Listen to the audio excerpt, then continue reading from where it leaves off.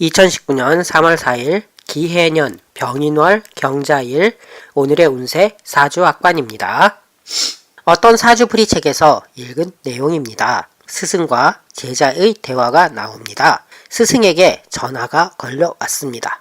전화를 끊고는 스승이 제자에게 묻습니다. 친구에게서 온 전화다. 무슨 내용이겠느냐? 제자가 대답을 합니다. 만나자는 약속일 것 같습니다. 그러면 어디에서 만나자고 했을 것 같으냐? 사우나를 가자고 했을 것 같습니다. 아니다. 식당에서 만나서 식사를 하자고 했다.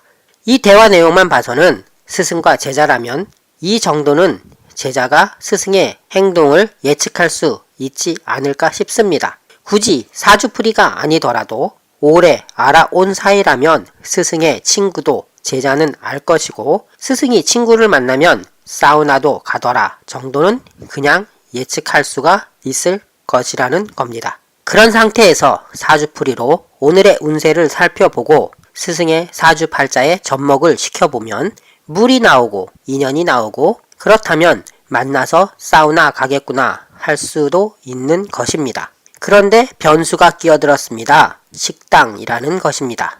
식당은 물을 안 쓸까요? 식당도 물을 씁니다. 만남이 있고 식당이 있습니다.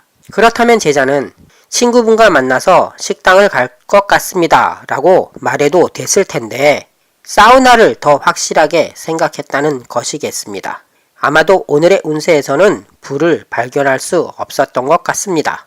금과 물만 있으니 돌 속에 물을 생각했을 수 있습니다. 그렇다면 사우나는 불이 없나요? 사우나도 불이 있습니다. 그러면 식당과 뭐가 다를까요? 식당은 겉으로 드러나는 불입니다. 하지만 사우나의 불은 겉에서는 안 보이지요.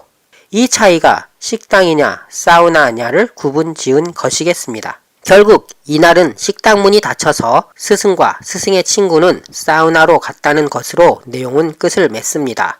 물과 불이 있는 것만으로 식당과 사우나가 나왔을까요? 그렇지는 않았을 것입니다. 앞서 언급했듯이 오래 알고 지낸 사이라면 행동 패턴과 성향을 알기에 좀 더 가까이 접근할 수가 있는 것입니다. 사주풀이가 무슨 도인의 학문도 아니고 귀신을 통해서 아는 것도 아닌데 속속들이 오늘 일까지 맞춘다면 이거 공부 안 할 사람 얼마나 될까요? 그래도 안 할 사람은 안 한다는 게 팩트이긴 합니다. 2019년 3월 4일 기해년 병인월 경자일 오늘의 운세입니다. 기는 토이고 해는 수이고 병은 화, 이는 목, 경은 금, 자는 수입니다. 오행을 이렇게 구분해 놓았는데요. 목화 토금수 중에서 빠진 것이 하나도 없이 골고루 있는 날입니다. 자신의 사주팔자에 비어있는 오행을 골고루 채워주기에 좋은 날이라는 것입니다. 사주팔자에 목이 부족하면 인으로 채워주고 화가 부족하면 병으로 채워주고 토가 부족하면 기로 채워주고 금이 부족하면 경으로 채워주고 수가 부족하면 해와 자로 채워주면 됩니다. 그러니 오늘은 무엇인가 좀 부족하더라도 채워줄 수 있는 하루라는 것입니다.